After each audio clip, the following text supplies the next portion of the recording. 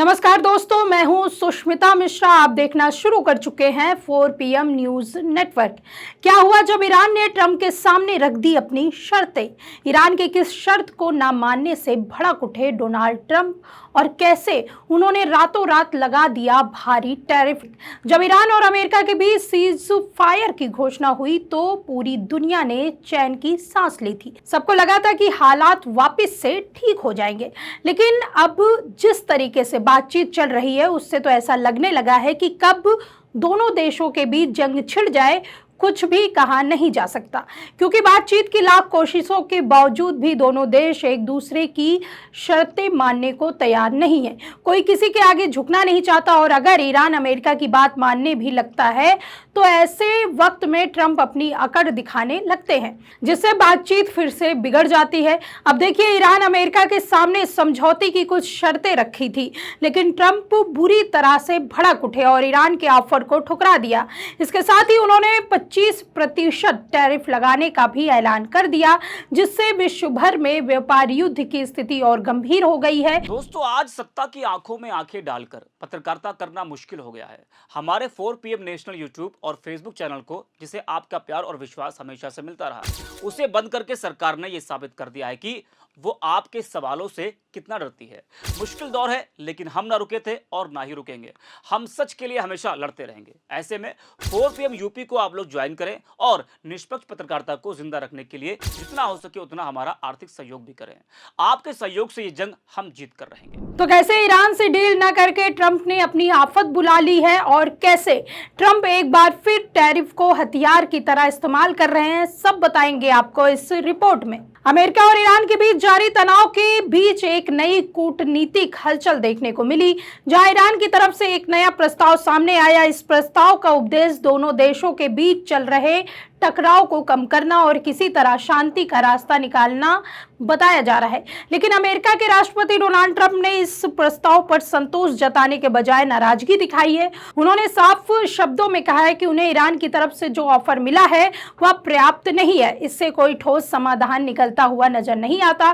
Trump के मुताबिक बातचीत अभी पूरी तरह से खत्म नहीं हुई और दोनों पक्षों के बीच संपर्क बना हुआ है। उन्होंने यह भी बताया कि जरूरत पड़ने पर सीधे फोन के जरिए भी बातचीत हो रही है।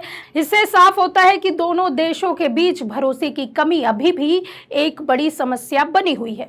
So they want to make a deal, but I'm not satisfied with it. So we'll see what happens.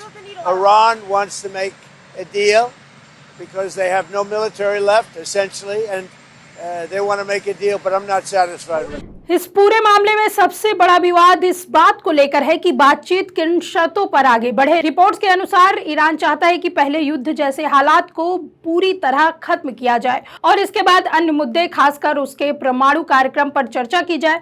वहीं अमेरिका की प्राथमिकता यह है कि ईरान अपने परमाणु कार्यक्रम को लेकर तुरंत स्पष्ट और ठोस कदम उठाए। यही मतभेद दोनों देशों के बीच समझौते में सबसे बड़ी रुकावट बन रही है। ट्रंप ने यह भी संकेत दिया है कि ईरान के अंदर भी नेतृत्व को लेकर एक मत नहीं बन रहा है।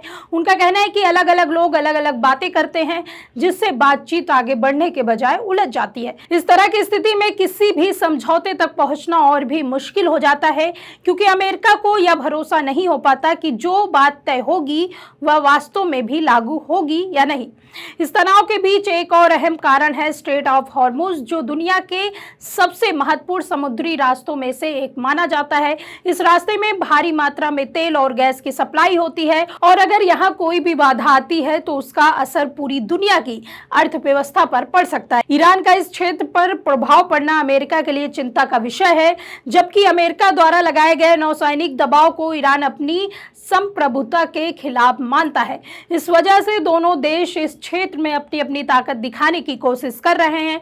ट्रंप ने अपने बयान में यह भी कहा है कि अगर बातचीत से कोई ठोस नतीजा नहीं निकलता तो अमेरिका के पास सख्त कदम उठाने के अलावा कोई विकल्प नहीं बचेगा। उन्होंने यह भी संकेत दिया कि सैन्य कार्रवाई भी एक विकल्प हो सकता है। हालांकि उन्होंने नहीं बताया कि कब और कैसे ऐसा कदम उठाया जा सकता है। उनके इस बयान से यह साफ हो जाता है कि स्थिति अभी भी बेहद संवेदनशील बनी हुई है और किसी भी समय हालात बिगड़ सकते हैं। इस पूरे घटनाक्रम का असर सिर्फ अमेरिका और ईरान तक सीमित नहीं है, बल्कि इसका प्रभाव वैश्विक स्तर पर भी देखा जा सकता है। तेल की कीमतों में उतार चढ़ाव, अंतर्राष्ट्रीय व्यापार पर असर और मध्य पूर्व में बढ़ती अस्थिरता जैसे कई मुद्दे पहले इससे जुड़े हुए हैं।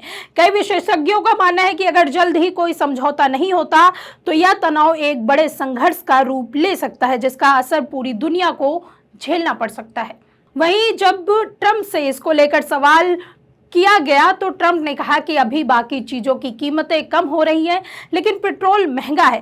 लेकिन जैसे ही यह युद्ध खत्म होगा, दुनिया ऐसी होगी जहां ईरान के पास परमाणु हथियार नहीं होगा। अगर ईरान को परमाणु हथियार रखने दिया गया तो दुनिया बहुत बड़े खतरे में पड़ जाएगी। Gasoline and oil and everything is going to come tumbling down. But right now, as of this moment, the stock market has hit record highs. We have more people again working in the United States today than at any time in the history of our country. We are really doing well. Now, gasoline's high, other prices are way down, but gasoline's high. But when this is over, you'll have a world without a nuclear weapon with Iran. If you allow Iran to have a nuclear weapon, the world would be in great jeopardy. So it's not going to happen. As soon as the war ends, the gasoline prices will come down. अब देखिए, एक तरफ जहां Trump ये बताने में लगे हैं कि सब ठीक है, तो वहीं उन्होंने एक बार फिर वैश्विक व्यापार को लेकर बड़ा और विवादित फैसला लिया है। इस बार उन्होंने यूरोपियन यूनियन से आने वाली कारों और ट्रकों पर टैरिफ बढ़ाकर 25% करने का ऐलान किया है। यह फैसला ऐसे समय में आया जब पहले से ही दुनिया में व्यापारिक तनाव और आर्थिक अनिश्चितता बनी हुई है। ट्रंप के इस कदम से साफ संकेत मिल रहा है कि उनकी अमेरिका फर्स्ट नीति अब और ज्यादा आक्रामक रूप ले रही है। इसको लेकर ट्रंप ने कहा है कि यह नया टैरिफ अगले हफ्ते से लागू किया जाएगा। आपको बता दें कि इससे पहले अमेरिका और यूरोपीय यूनियन के बीच एक समझौता हुआ था, जिसमें कारों और ट्रकों पर टैरिफ को लगभग 15% तक सीमित रखा गया। लेकिन अब ट्रंप का आरोप है कि यूरोपीय यूनियन इस समझौते का सही तरीके से पालन नहीं कर रहा है। इसी वजह से उन्होंने टैरिफ बढ़ाने का फैसला लिया। ट्रंप ने अपने बयान पर यह भी साफ किया कि यह कदम केवल दबाव बनाने के लिए नहीं है, बल्कि इसका उद्देश्य अमेरिकी उद्योग को मजबूत करना भी है। उन्होंने कहा कि अगर यूरोपीय कंपनियां अपनी कारों और ट्रकों का निर्माण अमेरिका में करती हैं तो उन पर कोई टैरिफ नहीं लगाया जाएगा। इसका मतलब साफ है कि अमेरिका विदेशी कंपनियों को अपने देश में निवेश करने और फैक्ट्री लगाने के लिए दबाव बना रहा है। ट्रंप ने दावा किया इस नीति का असर पहले से ही दिखाई देने लगा। उनके अनुसार अमेरिका में ऑटोमोबाइल सेक्टर में भारी निवेश हो रहा है और कई नई फैक्ट्रियां बन रही हैं।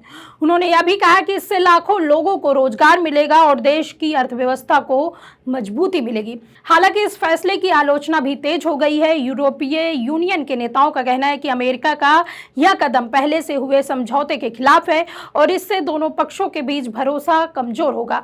विशेषज्ञों का मानना है कि इससे व्यापार युद्ध की स्थिति और गंभीर हो सकती है। कुल मिलाकर हालात यही इशारा कर रहे हैं कि दुनिया एक बार फिर बड़े टकराव के मुहाने पर खड़ी है। एक तरफ ईरान और अमेरिका के बीच बातचीत की कोशिशें जारी है, लेकिन भरोसे की कमी और शर्तों पर अड़ियल रवैया किसी भी समझौते को मुश्किल बना रहा है। तेल के दाम से लेकर अंतर्राष्ट्रीय व्यापार तक हर मोर्चे पर अनिश्चितता गहराती जा रही है। अगर जल्द ही कोई ठोस और संतुलित समाधान नहीं निकला तो इसका असर सिर्फ इन देशों तक सीमित नहीं रहेगा, बल्कि पूरी दुनिया को इसकी भारी कीमत चुकानी पड़ सकती है। अब देखना यह होगा कि क्या कूटनीति जीतती है या फिर टकराव दुनिया को एक नए संकट की ओर धकेल देता है। इस पूरे मामले को लेकर आप क्या सोचते हैं, इस पर आपकी क्या राय है, हमें कॉमेंट में जरूर बताइए। अगर वीडियो पसंद आई हो तो लाइक और शेयर करें, और अगर आपने अभी तक हमारे चैनल को सब्सक्राइब नहीं किया है तो कर लीजिए और जुड़े रहिए 4PM न्यूज़ नेटवर्क के साथ। नमस्कार।